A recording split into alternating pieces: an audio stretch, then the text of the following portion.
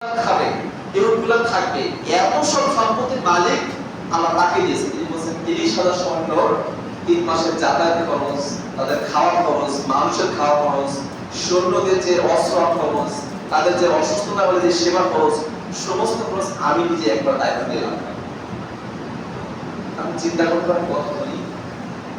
সে যদি এত সম্পদ যদি আল্লাহর রাস্তায় দান করতে পারে, তাহলে আরো তার কাছে আছে, তাই না? হিসাবে কি বোঝা যায়? ইসলাম বলে আপনার যদি 100 টাকা থেকে 2.5 টাকা দান করবেন, বা ওসমান রাদিয়াল্লাহু আনহু যদি 30,000 মানুষকে 3 মাস যাতায়াত করে সবকিছু দিতে পারে, এটা তার 2.5%, আরো তার বাকি 97% আছে। তিনি এত সম্পদ কেন পাইছিলেন? তিনি 5 ওয়াক্ত নামাজ পড়তেন।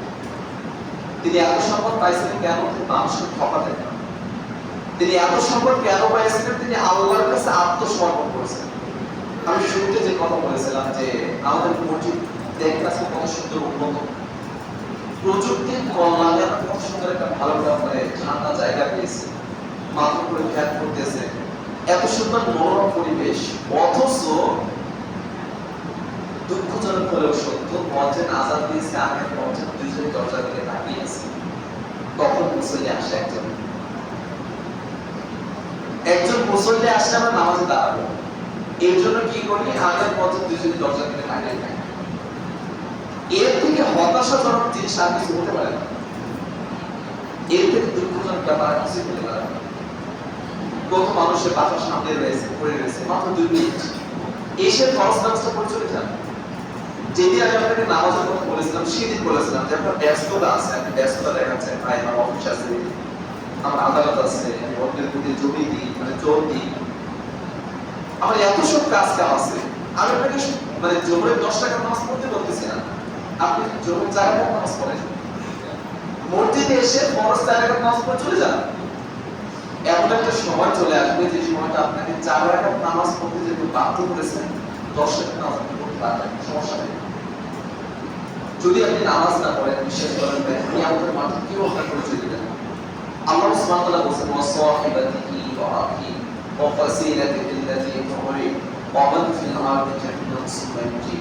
যে সন্তানের জন্য আপনি উপার্জন করতে গিয়ে নামাজ ছেড়ে দিচ্ছেন, সন্তানের মুখে তুমি ভালো খাবার তুলে দিলেন, যার ফলে আপনি কি করতেছেন? দোকান পাটে বসেছেন, নামাজ পড়তে আসছেন না। যে স্ত্রীকে একটা ভালো গিফট দিয়ে দিলেন, যার ফলে আপনি নামাজ পড়তে আসতেছেন না। যে পরিবারকে আপনি ভালো কিছু দিতে পারবেন, যার ফলে আপনি অন্যের দিকে জোর দিচ্ছেন, মসজিদে নামাজ পড়তে আসতে পারতেছেন না। বিশ্বাস করেন ভাই, এই সন্তান, এই স্ত্রী, এই পরিবার কাল কিয়ামতের মাঠে আল্লাহ সুবহানাহু ওয়া তাআলার কাছে আপনার কোনো অভিযোগ নেই। এই যে সন্তান যাকে খুব ভালোবেসে কি করেছেন, ফজরের সময় বাড়ি ফিরে চলে আসতেছে মসজিদে, এই সন্তান বলবে আল্লাহ আমার আব্বু শীতের দিনে উঠে নামাজ পড়তে দিতেন, কোনোদিন আমাকে বলতেন না যে নামাজ পড়তে আসো। সামনে পরীক্ষা, আমার আব্বু কখনো আমাকে বলতেন না যে তুমি নামাজে মসজিদে যাও, সে বলতো যে নামাজে তুমি মসজিদে যাও, অনেক সময় ব্যয় করে পড়তে বসো, তুমি এই সময়টা কি করো? পড়ার কাছে ব্যয় লাগাও, তাহলে কাজে আসবে। আল্লাহ এই পিতা মাতাকে যদি তুমি জাহান্নামে না দাও, আমি জাহান্নামে যাবো। আপনার স্ত্রী বলবে আল্লাহ এই স্বামীর ঘরে 40 বছর ঘর সংসার করছি, এ আমাকে কথা না বলায় উঠতে বসতে মারিছে, আমার প্রতি চর্চা করেছে, আমার প্রতি জুলুম করেছে, কিন্তু কোনোদিন আল্লাহ আমাকে নামাজ পড়তে বলে না। আমি নামাজ না পড়লে কোনোদিন আমাকে পিটাই নাই, আমি নামাজ না পড়লে কোনোদিন আমাকে খাবার না দিয়ে বসে রাখি নাই, অথচ আমি অন্য কাজ করে আমাকে মারছে, কিন্তু কোনোদিন আমাকে নামাজ পড়তে বলে না। আল্লাহ এই স্বামীকে যদি জাহান্নামে না দাও, তাহলে জাহান্নামে যাবো না। আপনার সন্তান, আপনার স্ত্রী, আপনার ভাই সবাই পর হয়ে যাবে, কেউ আপন থাকবে না। আপনি এই চিত্র বেশি করে যা লাগবে না, দুনিয়াতে তো দেখতে পাচ্ছেন, আপনারা 7 ভাই ছিলেন, ছোটবেলায় কত একসাথে খাওয়া দাওয়া করছেন, এক ভাই এক ভাইকে খাবার দিয়েছেন, যখনই পরের মেয়ে ঘরে এসেছেন সবাই ছিল ভাই ভাইয়ের সাথে কথা বলতেছেন, দেখতেছেন না দুনিয়াতে? দুনিয়াতে যদি এমন হতে পারে, তাহলে কিয়ামতের মাঠে কত হতে পারে বলেন?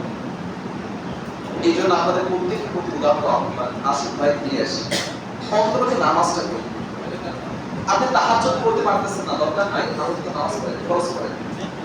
সুন্নাত পড়তে পারতেছেন না, সমস্যা নেই, ফরজটা পড়েন মসজিদে এসে। আপনি দান করতে পারতেছেন না, অনেক টাকা পয়সা, আপনার দরকার নেই, মসজিদে এসে ফরজ 5 ওয়াক্ত নামাজ পড়েন। আশা করা যায় আজকে আমাদের মাঠে বলতে পারবো যে আল্লাহ আমার সামর্থ্য ছিল নামাজ পড়া, আমি শুধু নামাজ পড়েছিলাম, এমন আপনাকে জান্নাত দেন।